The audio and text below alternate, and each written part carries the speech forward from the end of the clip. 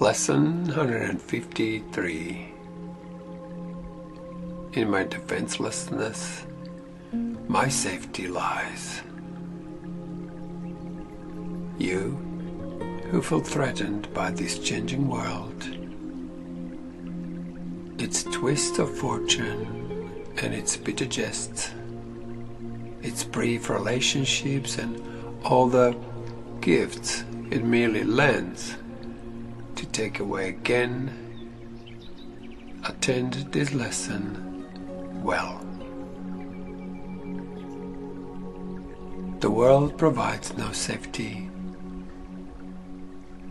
It is rooted in attack, and all its gifts of seeming safety are illusory deceptions. It attacks and then attacks again. No peace of mind is possible where danger threatens thus. The world gives rise to but a defensiveness. For threat brings anger. Anger makes attacks seem reasonable. Honesty provoked, and righteous in the name of self-defense. Yet is defensiveness a double threat, for it attests to weakness and sets up a system of defense that cannot work. Now are the weak still further undermined, for there is treachery without, and still a greater treachery within. The mind is now confused and knows not where to turn to find escape from its imaginings. It is as if circle held it fast, wherein another circle bound it, and another in that one, until escape no longer can be hoped for nor obtained. Attack, defense, defense, attack become the circles of the hours and the days that bind the mind in heavy bands of steel with iron overlaid, returning but to a start again. There seems to be no break nor ending in the ever-tightening grip of imprisonment upon the mind. Defenses are the costliest of all the prices which the ego would exact. In them lies madness in a form so grim that hope of sanity seems but an idle dream beyond the possible. The sense of threat the world encourages is so much deeper and so far beyond frenzy and intensity of which you can conceive that you have no idea of all the devastation it has wrought. You are its slave. You know not what you do in fear of it. You do not understand how much you have been made to sacrifice, who feel its iron grip upon your heart. You do not realize what you have done to sabotage the holy peace of God by your defensiveness. For you behold the Son of God as but a victim to attack by fantasies, by dreams, and by illusion he has made. Yet, helpless in their presence, needful only of defense by still more fantasies and dreams, by which illusions of safety comfort him. Defenselessness is strength.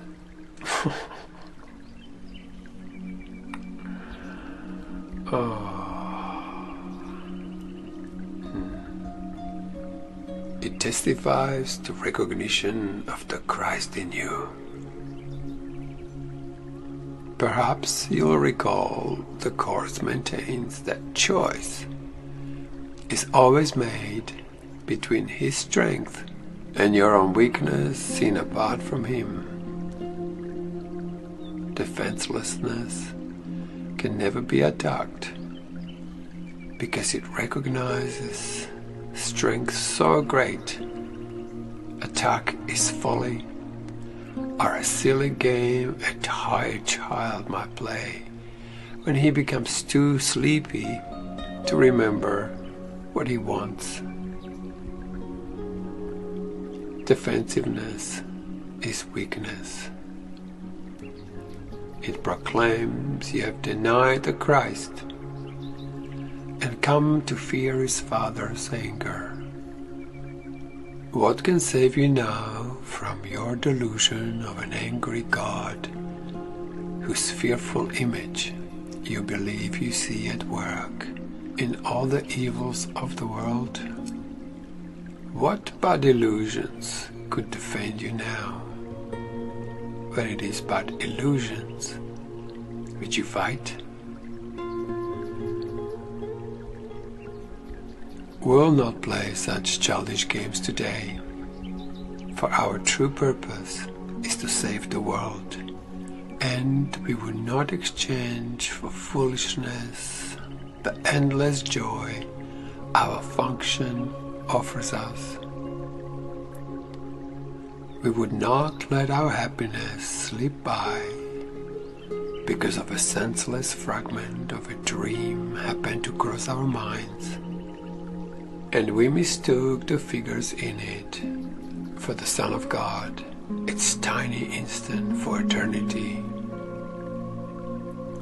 We look past dreams today and recognize that we need no defense because we are created unassailed, without all thought or wish or dream in which attack has any meaning.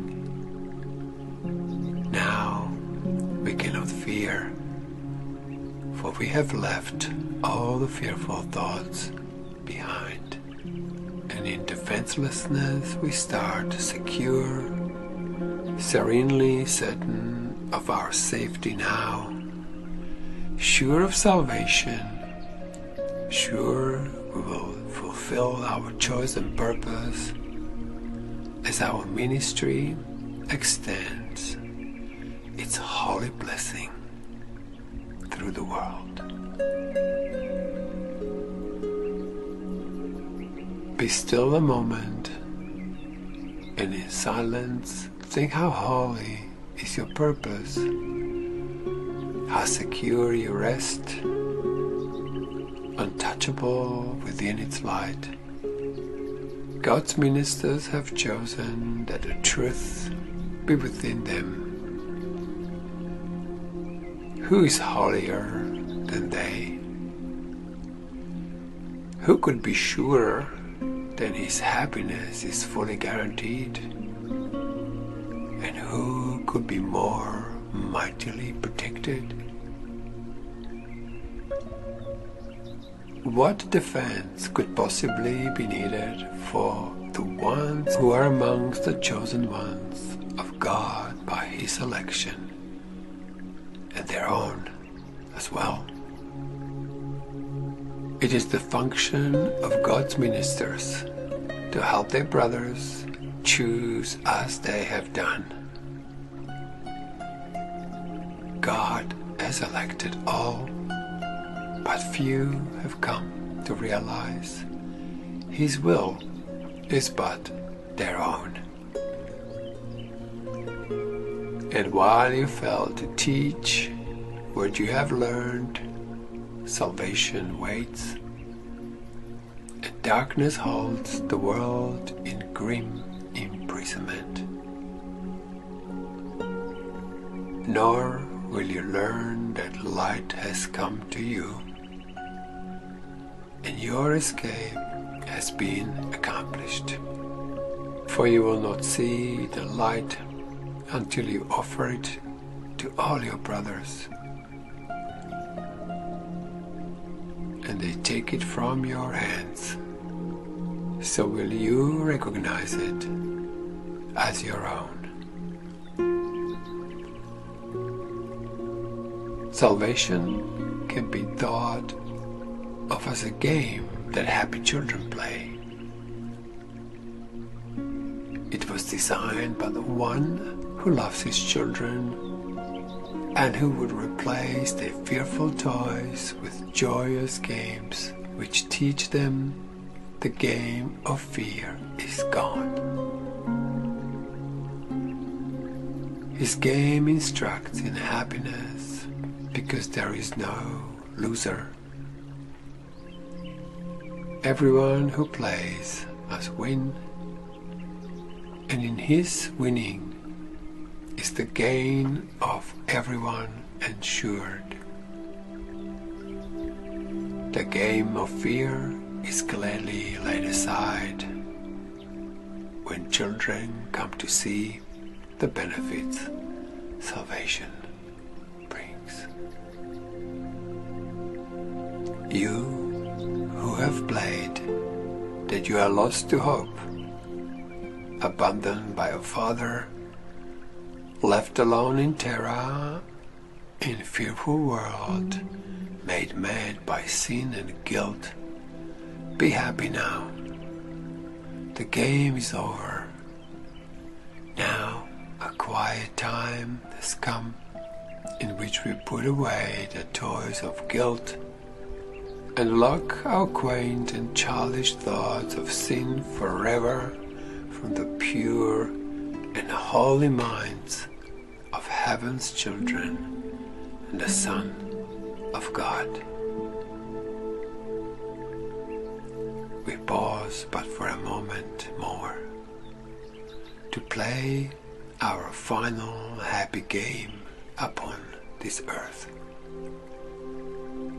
And then we go to take our rightful place where truth abides and the games are meaningless. So is the story ended.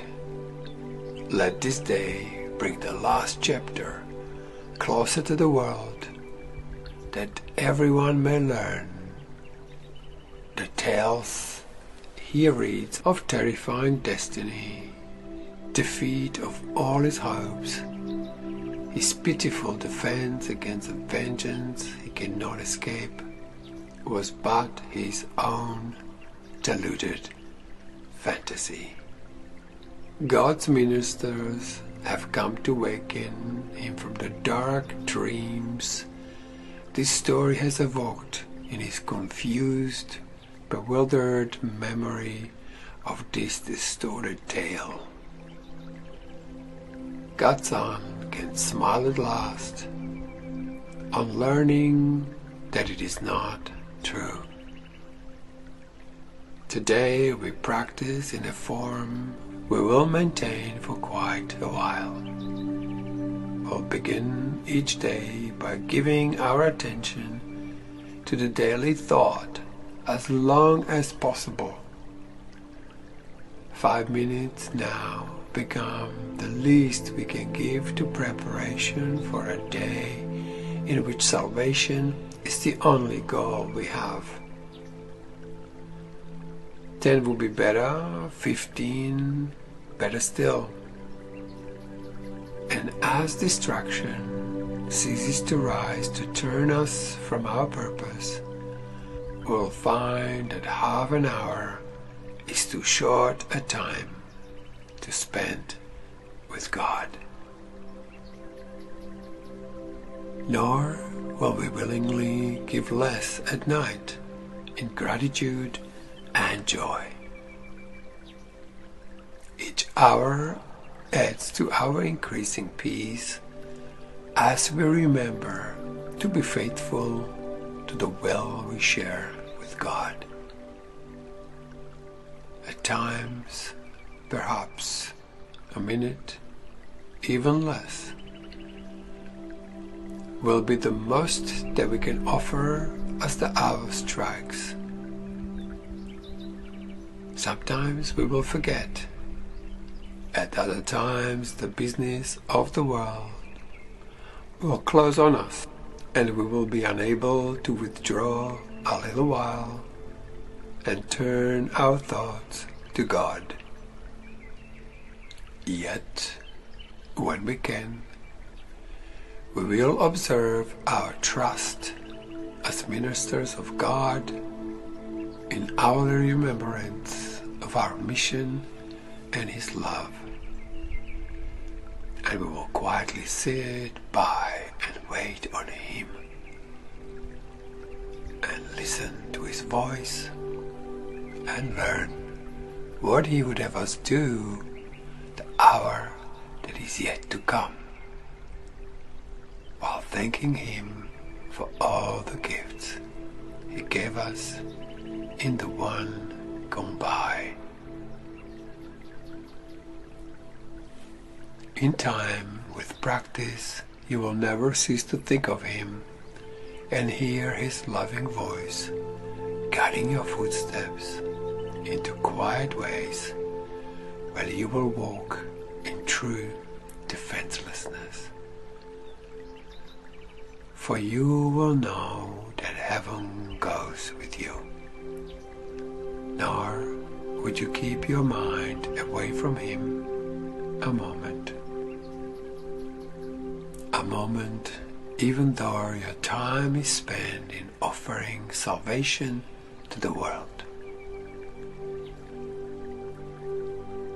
Think you He will not make this possible for you who choose to carry out His plan for the salvation of the world and yours?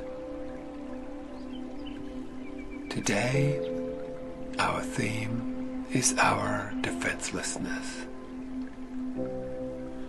We close ourselves in it and we prepare to meet the day. We rise up strong in Christ and let our weakness disappear as we remember that His strength abides in us. We will remind ourselves that He remains beside us throughout the day and never leaves our weakness unsupported by His strength. Be not afraid or timid.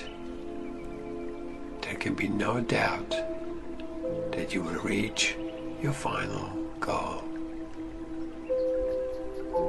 The ministers of God can never fail, because the love and strength and peace that shines from them to all their brothers come from Him.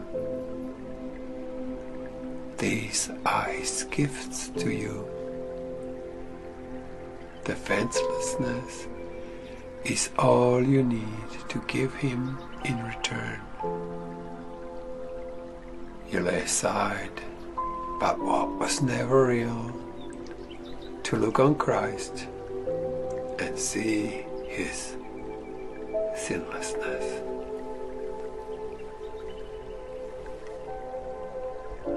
The end of lesson 153. In my defenselessness, my safety lies. In my defenselessness, my safety lies.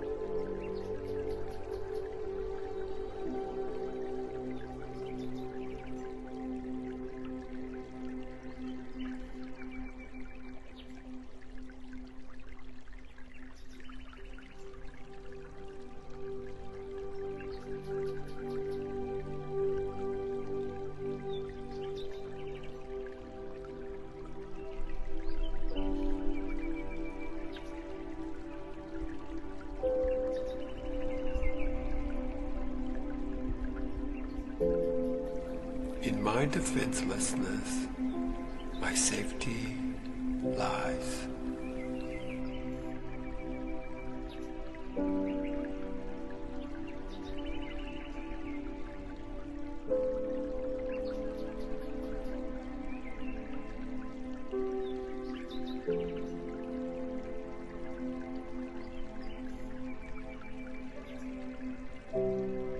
In my defenselessness, my safety lies.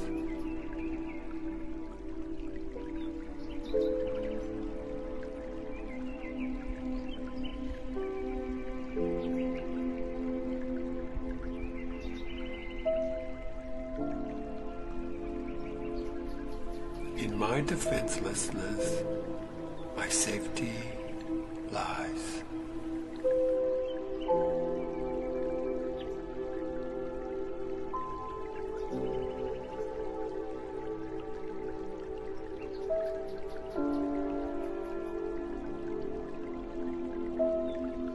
In my defenselessness, my safety lies.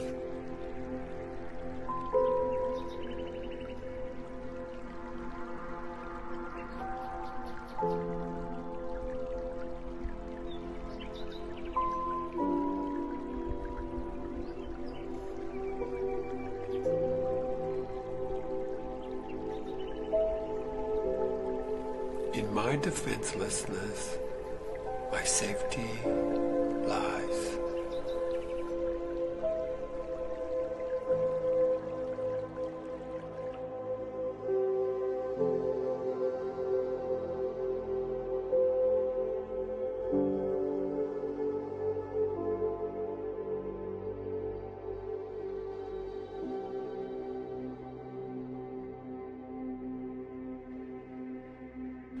In my defenselessness,